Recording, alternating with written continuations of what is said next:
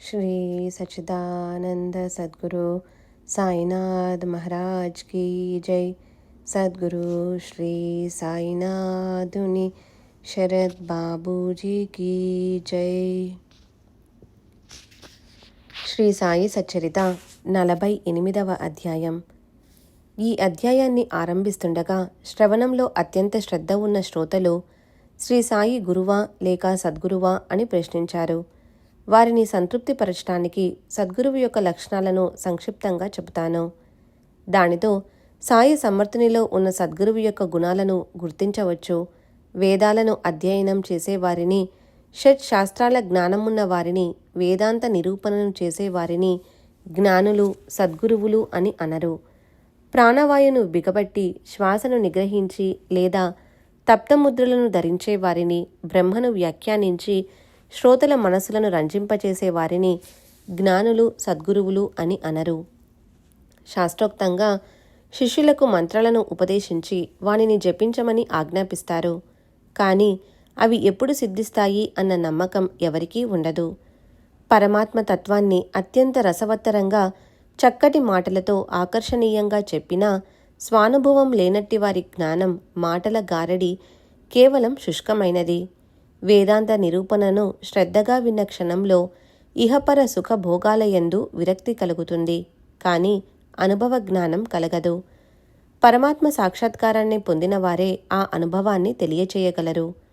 సంపూర్ణమైన శాస్త్రజ్ఞానం ఉండి అపరోక్ష జ్ఞానాన్ని ప్రసాదించగల సంపూర్ణ అనుభవమున్న వారికే శిష్యులకు బోధించే అధికారం ఉంది. అట్టి వారినే సద్గురువులు అని చెప్పాలి. ఆత్మానుభవం లేనివారి శిష్యులకు ఏమివ్వగలరు? అపరోక్షానుభూతి అసలు లేనివారిని సద్గురువులని ఎప్పుడూ అనరాదు. శిష్యులతో సేవ చేయించుకోవాలని కలల్లోనైనా తలచని వారు, తమ శరీరాన్ని శిష్యుల కొరకు వినియోగించాలని కోరుకునేవారు సద్గురువులని తెలుసుకోవాలి. శిష్యుడు ఎందుకు పనికిరానివాడు, గురువు శ్రేష్ఠులలో శ్రేష్ఠుడు అన్న అహంభావం లేకుండా మంచిని కలిగించేవారు సద్గురువు. శిష్యుడు పూర్ణ బ్రహ్మ స్వరూపమని భావించి అతనిని పుత్ర ప్రేమతో చూస్తూ తన పోషణకై అతని వద్ద నుండి ఏదీ ఆశించని సద్గురువు జగత్తులో పరమశ్రేష్ఠుడు. పరమశాంతికి స్థానమై విద్యాదర్పం లేకుండా చిన్నవారిని పెద్దవారిని సమానంగా చూచే స్థలం సద్గురువు స్థానమని గ్రహించాలి. ఇటువంటి సర్వసాధారణమైన సద్గురువు యొక్క లక్షణాలను సంకలనం చేసి నేను శ్రోతలకు సంక్షిప్తంగా మనవి చేశాను. సాయిబాబా సందర్శనంతో సంతృప్తులైన భాగ్యవంతులకు సద్గురువుల లక్షణాలను నేను ఇంతకంటే ఎక్కువగా ఏం వర్ణించగలను? అనేక జన్మల అతిశయ పుణ్య సంచయం కారణంగానే మనకు సాయి సద్గురువు చరణాలు లభించాయి. సాయిబాబా చిన్న వయసు నుండి దేన్ని తీసుకునేవారు కాదు. వారికి ఇల్లు, వాకిలి వంటి ఏ ఆధారమూ లేదు. చిలుం పొగాకు మాత్రమే వారి వద్ద ఉండేవి. వారి మనోనిగ్రహం గొప్పది.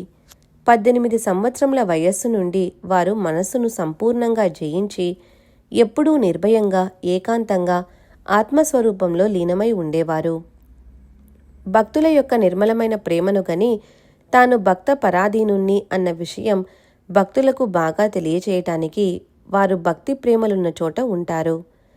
జయ పరబ్రహ్మ సనాతన, జయ దీనోద్ధార, ప్రసన్నవదన, జయ చైతన్యఘన, భక్తాదీన, భక్తులకు తమ దర్శనాన్ని ప్రసాదించండి. జయ జయ ద్వంద్వాతీత, జయ జయ అవ్యక్త వ్యక్త, సర్వసాక్షి, సర్వాతీత, భక్తి లేని వారు మిమ్ము తెలుసుకోలేరు. జయ జయ భవసంతాపహరణ, జయ జయ భవగజ విదారణ, జయ జయ అశ్రిత ప్రేమపూర్ణ, ఆశ్రిత ప్రేమపూర్ణ, కష్టాలను తొలగించే సద్గురుదేవా, మీరు అవ్యక్తంలో లీనమై నిరాకారులయ్యారు. శరీరాన్ని త్యజించిన తరువాత కూడా భక్తుల శ్రేయస్సు కొరకు చేసే మీ కార్యాలు ఆగిపోలేదు.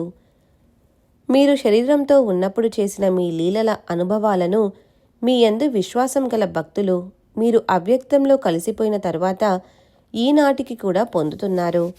నా వంటి పామరుణ్ణి నిమిత్తమాత్రునిగా చేసి అజ్ఞానాంధకారాన్ని తొలగించి భక్తులను తరింపచేయటానికి సమర్థవంతమైన తమ చరిత్ర తరణిని తయారు చేయించారు.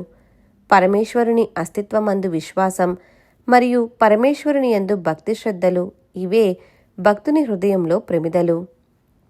వానిలో ప్రేమయనే చమురు పోసి వత్తిని వెలిగిస్తే జ్ఞానజ్యోతి ప్రకటమవుతుంది. ప్రేమలేని జ్ఞానం శుష్కం. దానివలన ఎవరికైనా ఏం ప్రయోజనం? ప్రేమ లేనిదే శాంతి ఉండదు. ప్రేమ ఒకే చోట అవిచ్ఛిన్నంగా ఉండాలి. ప్రేమ యొక్క మహిమను నేనెంతని వర్ణించను? ప్రేమ ముందు అన్నీ తుచ్చమే. గాఢమైన ప్రేమ లేకపోతే శ్రవణం పఠనం నిష్ఫలం. ప్రేమలో భక్తి ఉంటుంది, విరక్తి, శాంతి కూడా అక్కడే ఉంటాయి. కాని వెనుకే ముక్తి తన సంపత్తి సహితంగా తిష్టవేసుకుని ఉంటుంది. భావం లేకుండా ప్రేమ ఉత్పన్నం కాదు. భావమున్న చోట దేవుడున్నాడని తెలుసుకోండి. భావమున్న చోట ప్రేమ పూర్ణంగా ఉంటుంది. భవాన్ని తరించటానికి భావమే ప్రధానం. గంగోదక సమాన పవిత్రము, పరమ మధురమైనది శ్రీ సాయి చరిత్ర. దీనిని సాయియే పద్యాలతో అలంకరింపచేశారు. హేమాడ్ నిమిత్తమాత్రుడు. ఈ సాయి సచ్చరితను శ్రవణం చేసే శ్రోతలు, వక్త ఎప్పుడూ పవిత్రులు. వారి పాపపుణ్యాలు నశించిపోయి వారికి ముక్తి లభిస్తుంది. దీనిని వినే చెవులు భాగ్యవంతములు. వక్త యొక్క నోరు భాగ్యవంతము. భక్తులకు అతి పవిత్రమైన ఈ శ్రీ సాయి సచ్చరిత ధన్యం. ఈ చరితాన్ని చిత్తశుద్ధితో భక్తిభావంతో ఆలకించిన వారి సకల కోరికలు ఎల్లప్పుడూ తీరుతాయి. పరమ శ్రద్ధతో భక్తిగా ఈ సచ్చరితాన్ని వింటే వెంటనే అనాయాసంగా సాయి చరణాలయందు భక్తి లభిస్తుంది. భక్తిభావంతో సాయి చరణాలను సేవిస్తూ వారిని నిరతం స్మరిస్తూ ఉంటే ఇంద్రియాలు యథేచ్ఛగా విహరించవు. అవలీలగా భవాన్ని దాటడం నిశ్చయం. చాతక పక్షుల వంటి భక్తులకు ఇది జీవనం. ఇటువంటి ఈ సాయి సచ్చరితను శ్రవణం తరువాత మననం కూడా చేసి శ్రోతలు శ్రీ సాయి అనుగ్రహాన్ని పొందండి. సర్వావస్థలలోనూ సావధానంగా శ్రవణం చేసే శ్రోతల కర్మబంధనాలు విడిపోతాయి. వారు సహజంగా భవాన్ని తరిస్తారు. కథ ఎప్పుడు ఆరంభమవుతుంది అని శ్రోతలు తమలో అనుకుంటున్నారు కనుక ప్రస్తావనను ఆరంభించి వారి ఆతురతను తొలగిస్తాను. గత అధ్యాయంలో శత్రుత్వం, హత్య, రుణం తీర్చుకోవటానికి, కర్మను అనుభవించటానికి పునర్జన్మ కలుగుతుందని చెప్పబడింది. మానవులకు పూర్వజన్మల గురించి గుర్తుండదు. కానీ సత్పురుషులు దేనిని మరచిపోరు. తమ భక్తులు ఎక్కడ జన్మించినా వారిని కష్టాల నుండి రక్షిస్తారు. ఇప్పుడు అటువంటిదే మరొక కథ నుంచుని ఉన్నా కూర్చుని ఇప్పుడు అటువంటిదే మరొక కథ. నుంచుని ఉన్నా కూర్చుని ఉన్నా ఏదైనా ఇచ్చేటప్పుడు లేదా పుచ్చుకునేటప్పుడు సత్పురుషుని చరణాలయందు విశ్వాసముంచితే భక్తులు సఫలీకృతులవుతారు. కార్యారంభం ముందుగా హరిణిని మరియు గురుని చరణాలను స్మరించి శ్రద్ధగా పనిచేస్తే చాలు. ఆ పనిని సత్పురుషులు చేయిస్తూ భక్తుల చింతలను తొలగిస్తారు. నేను పనిని మాత్రమే చేసేవాణ్ణి, ఫలితాన్ని ఇచ్చేవారు హరి మరియు గురువు అన్న దృఢ విశ్వాసమున్న వారి లక్ష్యం నెరవేరుతుంది. సత్పురుషులు ముందు ఉగ్రంగా కఠోరంగా కనిపిస్తారు. కానీ వారిలో ఏ ప్రత్యుపకారాన్ని ఆశించని ప్రీతి ఉంటుంది. కాస్త ధైర్యంగా ఉంటే చాలు. చివరకు వారు శుభాలను కలుగచేస్తారు. సత్సంగమనే నీడ పడితే చాలు. శాపతాపాలు, మమకారాలు అక్కడికక్కడికే మాయమైపోతాయి. అందువలన సత్పురుషుల చరణాలను ఆశ్రయించండి. నిరహంభావంతో మరియు సవినయంగా సత్పురుషులకు శరణాగతులై తమ మనస్సులోని కోరికను వేడుకుంటే వారు చిత్తశాంతిని ప్రసాదిస్తారు. మిడిమిడి జ్ఞానంతోనూ గర్వంతోనూ సత్పురుషుల వచనాలను సంశయించే వారికి మొదటికే హాని కలుగుతుంది. కానీ వారి యందు విశ్వాసం ఉంచిన వారికి శుభం కలుగుతుంది. పరిశుద్ధ మనసుతోనో లేక కపట బుద్ధితోనైనా సరే అసలైన సత్పురుషుల చరణాలను ఆశ్రయిస్తే ప్రపంచ బంధనాల నుండి విముక్తులవుతారు. వారి మహిమ అగాధం. ఈ విషయంలో జ్ఞానోపదేశాన్ని చేసే కథను సావధానంగా శ్రవణం చేస్తే శ్రోతలకు ఆనందం కలుగుతుంది. అట్లే వక్తకు కూడా ఉత్సాహం పెరుగుతుంది. అక్కల్కోట నివాసి సపట్నేకర్ అను పేరుగల వకీలు అనుభవాన్ని వింటే మనస్సు ప్రసన్నమవుతుంది. అతడు వకీలు పరీక్షకు అహర్నిశలు అధ్యయనం చేస్తుండగా షేవడే అను ఒక విద్యార్థితో కలిసి తమ పరీక్ష విషయాలను ఇద్దరూ ముచ్చటించుకున్నారు. వారితో చదివే ఇతర విద్యార్థులు కూడా వచ్చి గదిలో వారితో కలిసి కూర్చున్నారు. ఎవరెవరు ఎంత బాగా పరీక్షకు చదివారు అని ఒకరిని ఒకరు ప్రశ్నించుకుంటూ పరీక్షించుకోసాగారు. ఎవరు సరిగ్గా జవాబు చెప్పగలరు, ఎవరు చెప్పలేరు అని తమ సంశయాలను తీర్చుకోవటానికి తమ తమ మనోనిబ్బరాలను పరీక్షించుకోసాగారు. ప్రశ్నలకు షేవడే సరిగ్గా సమాధానమివ్వలేదు. అప్పుడు విద్యార్థులందరూ ఇతడు సరిగ్గా చదవలేదు, ఇక పరీక్ష ఎలా ఉత్తీర్ణుడవుతాడు అని అన్నారు. అలా వారు హేళన చేశారు. కానీ తాను పూర్తిగా అధ్యయనం చేసినా చేయకున్నా తప్పక ఉత్తీర్ణుడనవుతానని షేవడేకు పూర్తి నమ్మకం. నేను బాగా చదువుకున్నా చదవకున్నా నన్ను పాస్ చేయించడానికి మా సాయిబాబా ఉన్నారు, నాకెందుకు దిగులు అని అతడు అన్న మాటలు సపట్నేకర్కు ఆశ్చర్యాన్ని కలిగించాయి. షేవడేను ఒక ప్రక్కకు పిలిచి, ఇంత గొప్పగా వర్ణించిన ఈ సాయిబాబా ఎవరు? నీకు ఇంతటి విశ్వాసం గల ఆ బాబా ఎక్కడ ఉంటారు అని అడిగాడు. ప్రత్యుత్తరంగా షేవడే సాయిబాబా యొక్క మహిమను, వారిపై అతనికి ఉన్న దృఢ విశ్వాసాన్ని గురించి ఎంతో భక్తిగా చెప్పాడు. సుప్రసిద్ధమైన అహ్మద్నగర్ జిల్లాలో షిరిడీ అనే గ్రామంలోని మసీదులో ఒక ఫకీరు ఉన్నారు. వారు బాగా పేరు పొందిన సత్పురుషులు. సాధువులు అక్కడక్కడా ఉంటారు. కానీ వారిని కలుసుకునే యోగం, ఆ భాగ్యం, అమోఘమైన పుణ్యం ఉంటే తప్ప మన ప్రయత్నంతో లభించదు. నాకు వారి యందు సంపూర్ణ విశ్వాసం. వారు తలుచుకున్నదే జరుగుతుంది. వారి నోటితో ఏది పలికితే అది అవుతుంది. వారి మాట కల్పాంతంలోనైనా పొల్లుపోదు. ఈ సంవత్సరం ఎంత ప్రయాసపడినా నేను పరీక్ష పాసుకాను. వచ్చే సంవత్సరం ఏ శ్రమ లేకుండా ఉత్తీర్ణుడనవుతాను. ఇది ముమ్మాటికి నిజం. నాకు వారి హామీ ఉంది. వారి యందు నాకు పూర్తి భరోసా. వారి మాటలు మరోలా జరగవు అని గట్టి నమ్మకంతో ఉన్నాను. ఇందులో ఆశ్చర్యం ఏం లేదు. నేను దీని తర్వాత పరీక్ష కూడా పాసవుతాను అని చెప్పగా అతని మాటలు సపట్నేకర్కు హాస్యాస్పదంగానూ ఒట్టి పొల్లు మాటలుగానూ అనిపించాయి. అనుమానాలతో నిండి ఉన్న అతని మనస్సుకు ఆ మాటలు ఎలా నచ్చుతాయి? షేవడే అక్కడి నుండి వెళ్ళిపోయాడు. తర్వాత ఏం జరిగిందో వినండి. కొంతకాలం తరువాత షేవడే మాటలు వాస్తవమని సపట్నేకర్కు అనుభవమైంది. షేవడే 2 పరీక్షలు పాసు కావటం అతనికి ఆశ్చర్యాన్ని కలిగించింది. 10 ఏళ్ల తరువాత సపట్నేకర్ను అకస్మాత్తుగా దౌర్భాగ్యం ఆవరించింది. దాంతో దుఃఖంతో ఉదాసీనుడయ్యాడు.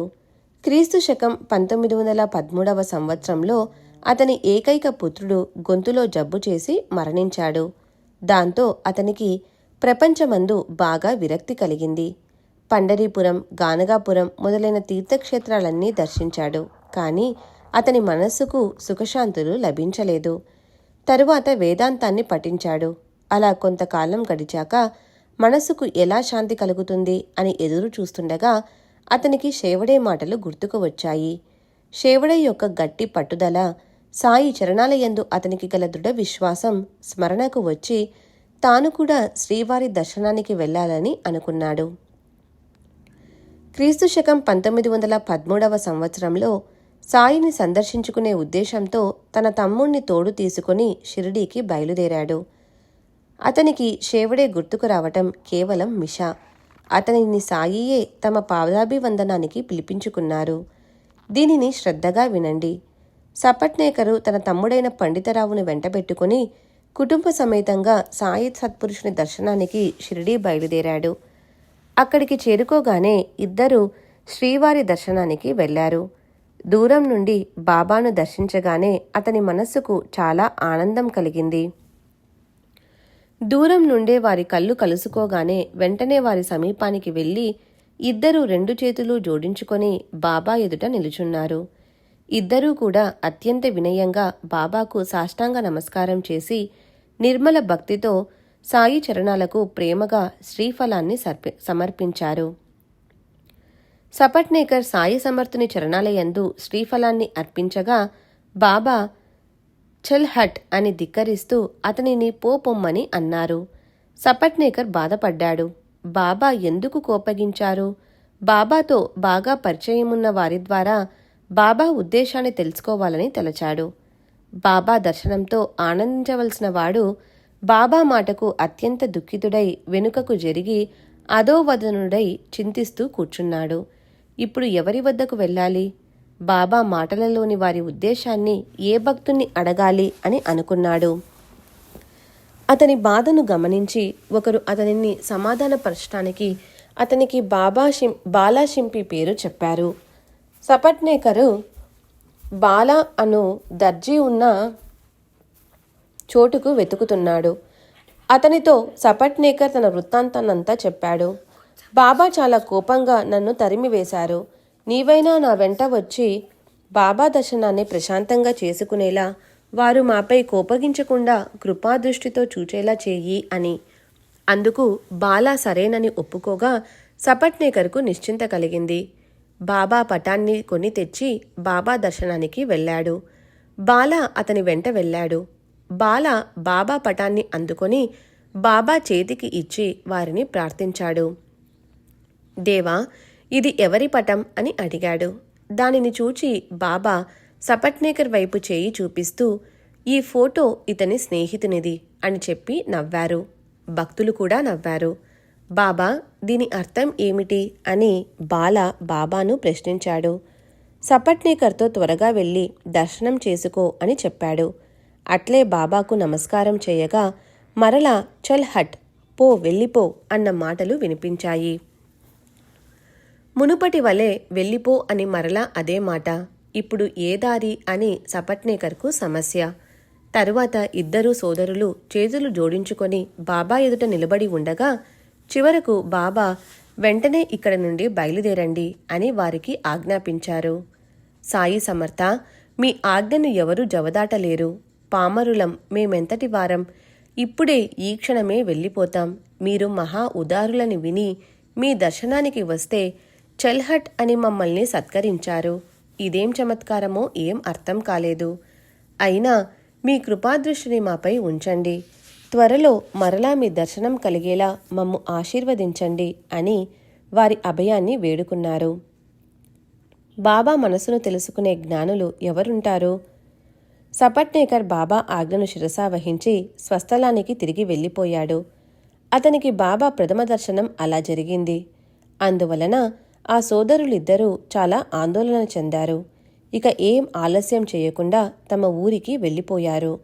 ఆ తర్వాత మరో సంవత్సరం గడిచిపోయినా సపట్నేకర్ మనస్సు స్థిరపడలేదు. మరలా గానగాపురం వెళ్ళాడు. మనస్సులో మరింత కలవరం చెలరేగింది. తరువాత అతడు విశ్రాంతి కోసం మాడేగాంకు వెళ్ళాడు. చివరకు కాశీ క్షేత్రానికి వెళ్లాలని తలచాడు. కాశీకి బయలుదేరటానికి ఇంకా 2 రోజులు ఉండగా అతని భార్యకు దృష్టాంతం కలిగి కాశీ ప్రయాణం ఆగిపోయింది. చమత్కారమైన ఆ దృష్టాంతం ఎటువంటి విశేషమైనదో చెబుతాను. సాయి యొక్క ఆ లీలను వినటానికి శ్రోతలు సిద్ధమవ్వండి. ఆ స్త్రీ పక్క మీద నిద్రలో ఉండగా కళ్ళ ఎదుట స్వప్నం. ఆమె కుండను తీసుకుని లకర్షా బావికి వెళ్ళింది. అక్కడ ఒక వేప చెట్టు క్రింద తలకు రుమాలు చుట్టుకుని ఉన్న ఒక ఫకీరు అప్పుడు ఆమె వద్దకు వచ్చాడు. అమ్మాయి, అనవసరంగా ఎందుకు శ్రమపడతావు? నీ కుండను మంచినీటితో నింపి ఇస్తాను అని మంజుల స్వరంతో వస్తున్నాడు. ఇటువంటి కలను చూచి మేలుకున్నాను. నా కళ్ళు తెరుచుకున్నాయి. భార్య యొక్క స్వప్న వృత్తాంతాన్ని విని సపట్నేకర్ షిర్డీ వెళ్లాలని నిశ్చయించుకున్నాడు. భార్యాభర్తలిద్దరూ వెంటనే బయలుదేరి మరునాడు షిర్డీ గ్రామం చేరుకొని మసీదుకు వెళ్లారు. అప్పుడు బాబా లెండీకి వెళ్ళి ఉన్నారు. వారు తిరిగి వచ్చే వరకు వారి కోసం ఎదురు చూస్తూ ఆ ఇద్దరూ అక్కడే కూర్చున్నారు. ఇంతలో బాబా వచ్చారు. తాను కలలో చూచిన మూర్తినే మరలా అక్కడ ఆపాదమస్తకం చూచి ఆమె చకితురాలై కల్లార్పకుండా చూడసాగింది. బాబా యొక్క పాద ప్రక్షాళనం కాగానే ఆమె వారి వద్దకు వెళ్ళి వారికి పాదాభివందనం చేసి వారిని చూస్తూ కూర్చుంది. ఆమె వినయానికి సాయినాథ్నికి సంతోషం కలిగింది. ఆ స్త్రీ బాధను నివారించే కథను మెల్లగా ప్రారంభించారు. అప్పుడు ఎప్పటివలనే బాబా తమ బాధను అక్కడ ఉన్న 3వ వ్యక్తితో ప్రేమగా చెప్పసాగారు. వాస్తవానికి అది ఆమె కథ, ఆమెకు చెప్పవలసిన కథ. ఆమె సమక్షంలో బాబా ఎవరో 3వ వ్యక్తికి చెప్పగా ఆమె అత్యంత శ్రద్ధగా విన్నది. చాలా రోజులుగా నా చేతులు, కడుపు, నడుము నొప్పి పెడుతున్నాయి. మందులు వాడి వాడి విసిగెత్తి పోయాను, కానీ బాధ తొలగటం లేదు. ఔషధాలు తిని తిని విసిగిపోయాను, కానీ ఏం గుణం కనిపించలేదు. కానీ ఇప్పుడు అకస్మాత్తుగా తగ్గిపోయాయని ఆశ్చర్యంగా ఉంది అని బాబా ఆమె పేరు చెప్పకుండా ఆమెకు సంబంధించిన కథనంతా ఏకరవు పెట్టారు. 1-2 నెలలకు బాబా తమవిగా వర్ణించిన ఆమె బాధలు తొలగిపోయాయి. వారి వచనం అనుభవపూర్వకంగా అర్థమైంది. భార్య కోరిక తీరిపోయాక సపట్నేకర్ బాబా దర్శనానికి వచ్చాడు. బాబా మునుపటి వల్లనే మరలా చల్హట్ అని అతనిని సంబోధించారు. నా పొరపాటు ఏమిటో నాకు అర్థం కావటం లేదు. మరి బాబా నన్ను ఎందుకిలా తిరస్కరిస్తున్నారు? నేను నమస్కరించినప్పుడల్లా వారి జవాబు ఒక్కటే. నా పూర్వార్జితం ఏమిటి? నాపైనే ఎందుకు కోపం కలుగుతుంది? నేను చూస్తుండగా ఇతరులతో ఎంత ప్రేమగా వ్యవహరిస్తారు. ఉదయం, సాయంకాలం బాబా వద్ద అందరూ ఆనందంగా రోజూ దీపావళిని అనుభవిస్తుంటే నా నొసట నేనా చల్హట్? నా కర్మ ఏమిటో? నా ద్వారా అధర్మాచరణ సంభవించి నేను అనేక పాపాలకు ఆశ్రయమయ్యాను కాబోలు. అందువలననే బాబా ఆగ్రహం లేకపోవటం. నేను మొదట బాబా విషయంలో సంశయించి కుతర్కాలు చేశాను.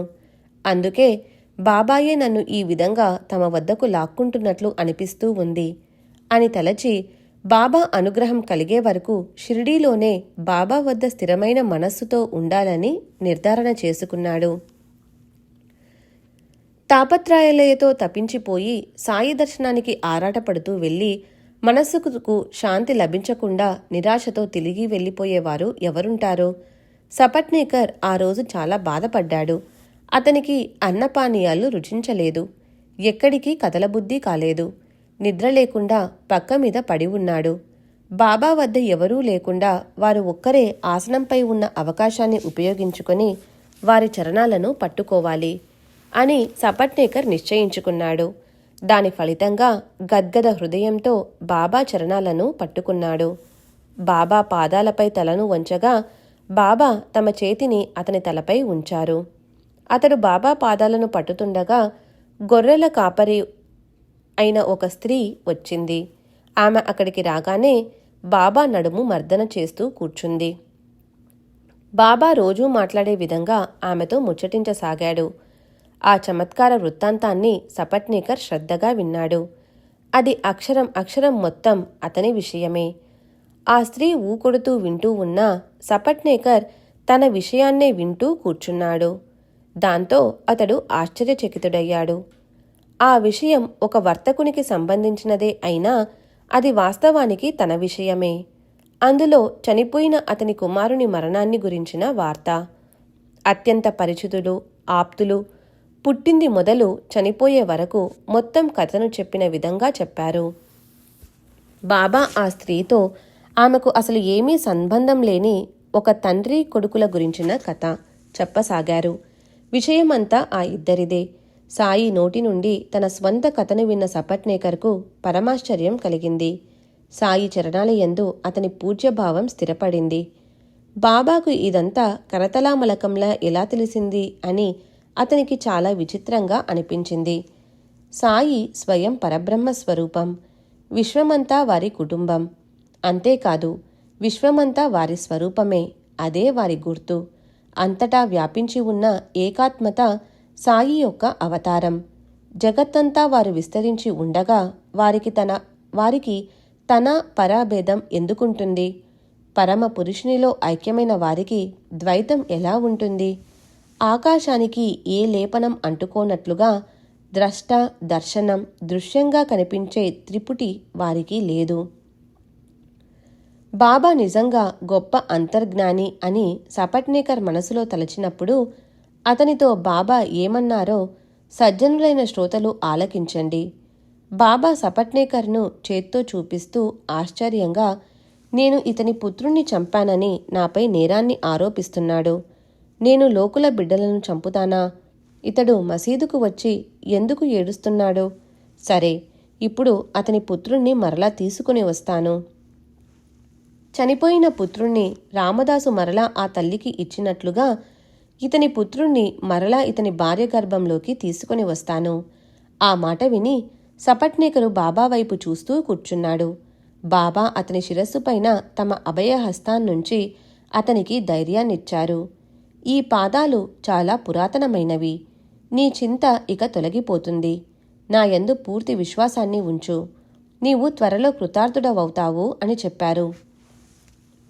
సపట్నేకరు బాబా పాదాలను పట్టుతుండగా వారి మధుర వచనాలను విని కళ్ళు చెమర్చగా పాదాభివందనం చేశాడు. అతనికి అష్టభావాలు ఉప్పొంగాయి. కళ్ళ నుండి కారిన ఆనందాశ్రువులతో బాబా పాదాలను ప్రేమగా ప్రక్షాళనం చేశాడు. బాబా మరలా అతని శిరస్సుపై తమ చేతిని ఉంచి సుఖంగా కూర్చో అని చెప్పారు. అప్పుడు సపట్నేకరు సంతోషంగా బసకు వెళ్ళాడు. నైవేద్యాన్ని తయారు చేయించి తన భార్య చేతికిచ్చి పూజ మరియు ఆరతి అయిన పిదప నైవేద్య పల్లెమును బాబా ముందు ఉంచాడు. పల్లెం చుట్టూ నీటిని సంప్రోక్షించి విధిగా కళ్ళకు అద్దుకొని ప్రాణాపాన వ్యానాది పంచప్రాణాలకు అర్పించి తరువాత నైవేద్యాన్ని బాబాకు సమర్పించాడు. నిత్య క్రమాన్ని అనుసరించి బాబా తమ చేతులతో నైవేద్యాన్ని తాకి స్వీకరించగా సపట్నేకర్కు ఆనందం కలిగింది. అప్పుడు అక్కడ ఉన్న ఇతర భక్తులు బాబా పాదాలపై పడుతుండగా వారితో పాటు సపట్నేకర్ కూడా మరలా బాబాకు నమస్కరించాడు. ఆ గుంపులో ఒకరి తలలు మరొకరు తలలతో ఢీకొట్టుకుంటున్నాయి. అప్పుడు బాబా మెల్లగా సపట్నేకర్తో, అరే, మాటిమాటికి ఎందుకు నమస్కారంపై నమస్కారం? గౌరవాధారాలతో ఒక్కసారి చేస్తే చాలు అని చెప్పారు. ఆ రాత్రి చావడి ఉత్సవం. సపట్నేకర్ ఎంతో ఉత్సాహంగా చేత దండాన్ని పట్టుకుని ఆనంద పరవశంతో బాబా పల్లెకి ముందు బయలుదేరాడు. ఈ చావడి ఊరేగింపు గురించి శ్రోతలకు ఇదివరకే తెలుసు కనుక మరలా చెప్పటం వలన గ్రంథం విస్తారమవుతుందని వదిలివేస్తున్నాను. ఆ రాత్రి బాబా అగాధ లీల. సపట్నేకర్కు సాయిబాబాను చూస్తుంటే పాండురంగణ్ణి చూస్తున్నట్లే అనిపించింది. తరువాత అతడు తన తిరుగు ప్రయాణానికి బాబా ఆజ్ఞను కోరగా వారు భోజనం చేసి వెళ్ళండి అని అనుమతినిచ్చారు. బాబా ఆజ్ఞను కించిత్తైనా జవదాటకుండా బయలుదేరే ముందు బాబా దర్శనానికి వెళ్ళాడు. ఇంతలో అతని మనస్సులో అకస్మాత్తుగా ఆలోచనలు లేచాయి. ఇప్పుడు బాబా దక్షిణను అడిగితే నేను ఎలా ఇవ్వగలను? దగ్గరున్న డబ్బు అంతా ఖర్చు అయిపోయింది. బండి బాడుగకు సరిపడ మాత్రమే మిగిలి ఉంది. దక్షిణను ఇవ్వు అని బాబా అడిగితే ఏం జవాబు ఇవ్వాలో మనసులో నిశ్చయించుకున్నాడు. బాబా అడగక ముందే వారి చేతిలో 1 రూపాయిని ఉంచాలి. బాబా మరలా అడిగినప్పుడు మరొక రూపాయినివ్వాలి. ఆ తరువాత లేదని చెప్పాలి. రైలుబండి ఖర్చుకు మాత్రమే దగ్గర ఉంచుకున్నానని బాబాతో స్పష్టంగా చెప్పాలి అని నిర్ణయించుకొని బాబా వద్దకు వెళ్ళాడు. తాను ముందుగా నిశ్చయించుకున్నట్లే బాబా చేతిలో 1 రూపాయిని ఉంచగా బాబా మరలా 1 రూపాయినే అడిగారు. దానిని ఇచ్చిన తరువాత స్పష్టంగా, ఈ కొబ్బరికాయను తీసుకొని నీ భార్య ఒడిలో వెయ్యి. నీ మనసులోని బాధను వదిలి సుఖంగా వెళ్ళు అని చెప్పారు. తరువాత 12 నెలలు గడిచాక సపట్నేకర్కు పుత్రుడు కలిగాడు. 8 నెలల బిడ్డను తీసుకొని ఆ దంపతులు మరలా దర్శనానికి వచ్చారు. పుత్రుణ్ణి బాబా చరణాల వద్ద ఉంచారు. సత్పురుషుల చర్య ఎంత వింత! ఆ ఇద్దరూ చేతులు జోడించి ఏం మనవి చేశారో వినండి. సాయినాథ, ఈ ఉపకారానికి ఎలా రుణం తీర్చుకోవాలో మాకు అర్థం కావటం లేదు. మీ చరణాల యందు శిరస్సునుంచుతున్నాం. మేము హీనులం, దీనులం, పామరులం. ఈ అనాథులపైన మీ కృప చూపండి. ఇక నుండి మీ చరణాల వద్ద మాకు నిరంతరం ఆశ్రయం కలగనీయండి. జాగ్రత్తావస్థలోనూ స్వప్నావస్థలోనూ అహర్నిశలు విశ్రామం లేకుండా అనేక రకాల ఆలోచనలు లేస్తుంటాయి. అయినా మేము మీ ఆరాధనలో ఉండేలా అనుగ్రహించండి. మురళీధరు అనే అబ్బాయి తరువాత భాస్కరు, దినకరు అనే మరో 2 బాలురు కలగగా సపట్నేకర్ సంతుష్టుడయ్యాడు. భార్యా బిడ్డలను వెంటబెట్టుకొని సపట్నేకర్ సాయి దయామయునికి ఆనందంగా వందనం చేశాడు. తన చంచల మనస్సును స్థిరపరచుకొని కృతకృత్యుడై వెళ్ళిపోయాడు. కథను సంక్షిప్తంగా చెప్పాలని మొదట తలచాను, కానీ చెప్పించేవారు సాయినాథులు కనుక ఈ గ్రంథం పెద్దదైంది. హేమాడ్ సాయినాథునికి శరణుజొచ్చి తరువాతి కథానుసంధానం మరియు తాత్పర్యం శ్రోతలకు తెలియజేస్తాడు. ఆ కథ ఇంతకంటే అతి మధురమైనది. చమత్కారాల యందు ప్రీతిగల ఒక భక్తుని కోరికను బాబా అమోఘంగా తీర్చారు. సాయిబాబా సుగుణాలను ప్రజలు వర్ణిస్తుంటే దోషాలనే చూచేవారు వారిలో అవగుణాలను చూస్తారు. స్వార్థంలో గాని పరమార్థంలో గాని ఏ శ్రద్ధ లేక దోషాలను మాత్రమే చూడటం వారి ఉద్దేశం. సాయిబాబా సత్పురుషులైతే వారు తమ మహిమ యొక్క అనుభవాన్ని కలిగించారే. నాకు ఏ అనుభవము కలగకపోతే నేను వారిని అసలు నమ్మను అని కేవలం బాబాను పరీక్షించాలనే ఉద్దేశంతో వెళ్ళిన వారి కోరిక కూడా తీరింది. ఇదే కథను శ్రోతలు తరువాతి అధ్యాయంలో శ్రవణం చేయండి. స్వస్తి శ్రీ సంత సజ్జన ప్రేరితము భక్త హేమాడ్ పంత్ విరచితము అయిన శ్రీ సాయి సమర్థ సచ్చరితంలో సాశంక భక్తానుగ్రహకరణమను 48వ అధ్యాయం సంపూర్ణం. శ్రీ సద్గురు సాయినాథార్పణమస్తు. శుభం భవతు. శ్రీ సచ్చిదానంద సద్గురు సాయినాథ్ మహారాజ్ కీ జై. సద్గురు శ్రీ సాయినాథుని శరత్ బాబూజీ కీ జై.